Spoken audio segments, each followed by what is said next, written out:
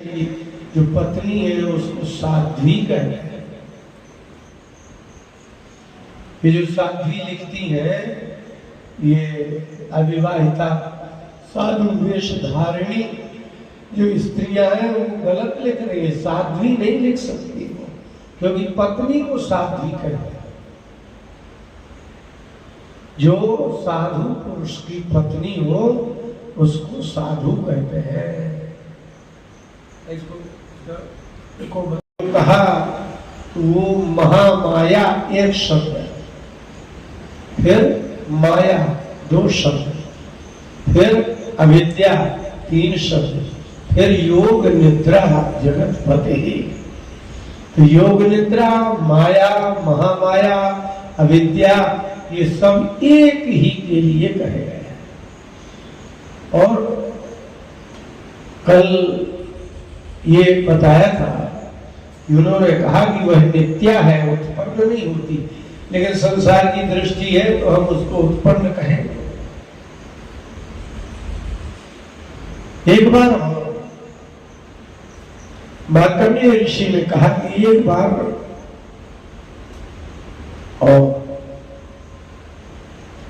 भगवती का प्रादुर्भाव हुआ। वो कैसे हुआ? आप को एक अच्छी बात बता दें जाते जाते, जन्म का अर्थ उत्पत्ति नहीं होता। तो आप कहते हैं ना हमारे घर कन्या का जन्म हुआ, पुत्र का जन्म हुआ। जन्म शब्द का अर्थ होता है आविर्भाव, निर्माण अर्थ नहीं उसका। जैसे आप मिट्टी से कोई चीज बनाए, काष्ठ से आप कुर्सी बनाए, मेज बनाए, वो उसको जन्म नहीं कहते आप। प्लास्टिक से कुर्सी का जन्म हो गया ऐसा आप नहीं कहते। कुर्सी का जन्म हो गया, मेज का जन्म हो गया ऐसा आप नहीं कहते। आप अपना ही मात्र शरीरधारी का ही जन्म कहते हैं। क्यों? इसलिए कि जन्म शब्द का अर्थ ही होता है प्रादुर्भाव, अनिर्मित वस्तु के प्राकट्य को जन्म कहते हैं।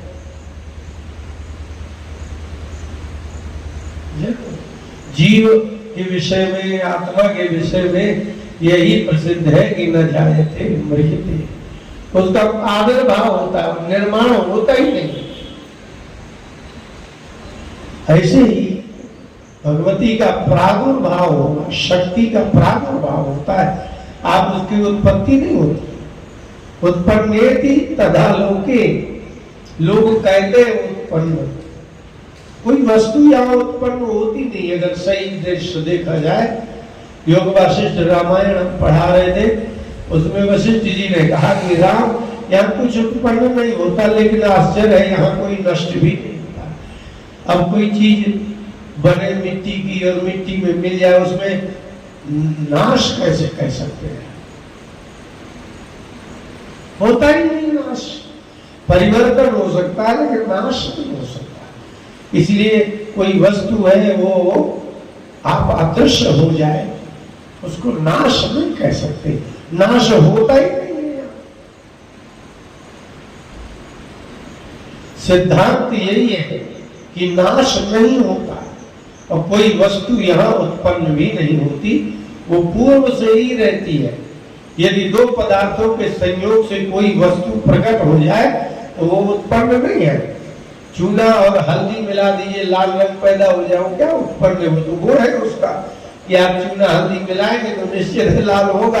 आपने क्या पैदा कर दिया उसमें? ये तो हल्दी का और चूना का एक अद्भुत गुण है कि वह चाहे जब मिलेगा तो ऐसा ही होगा। तो ऋषि ने कहा कि एक बार की बात है कि देवासुर मभूद युद्धम पूर्णमब्द शतम पुरा। पुरा बहुत पहले की बात है, इसलिए इतिहासज्ञ पुरुष को पुराविद कहते हैं। जो इतिहास जानते हैं उनको संस्कृत में कहते हैं पुराविद। जो भूतकाल की कथा जाने उसको पुराविद कहते हैं। और आपके यहाँ एक पुरातत्व विभाग है, वो पुरा का अर्थ है प्राचीन। ऋषि प्रवर में कहा कि राजन एक बार देवासुर का युद्ध हो गया, और पहली की बात है। किससे हुआ था? बोले महिषेसुराणाम अधिपे देवानाम च पुरंदरे। पुरंदर जो दूसरे के पुरनगर का नाश कर दे उसको पुरंदर कहते हैं। इंद्र और महिषासुर के असुरों के मध्य में बड़ा युद्ध हुआ।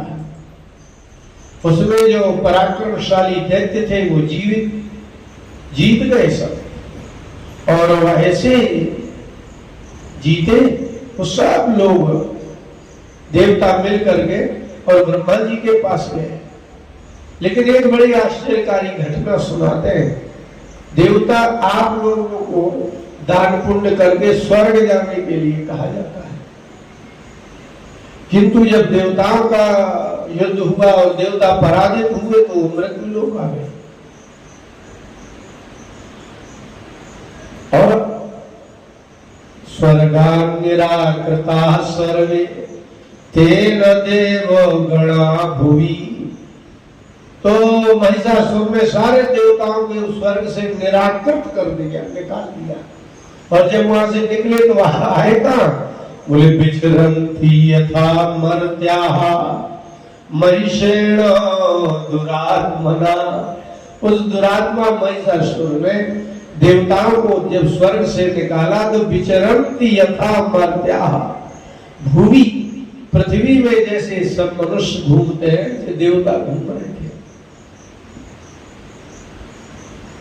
और देवताओं को जो है ना हवि भोग कहते हैं, हविष्यान्न भोजन करते हैं।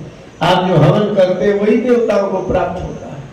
लेकिन जब वो पृथ्वी में आए तो यथा मर्त्याः विचरन्ति, जैसे यहाँ मनुष्य बाजार में भ्रमण करते हैं सब जगह, ऐसे देवता स्वर्ग से यहाँ आ गए।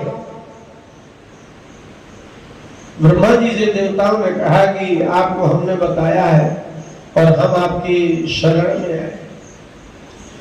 तो शरणं वा प्रपन्नास्मो बधस्तस्य विचिन्वताम्। दुष्ट समझाया नहीं कर सकता, तो इसलिए आप महिषासुर के वध के विषय में चिंतित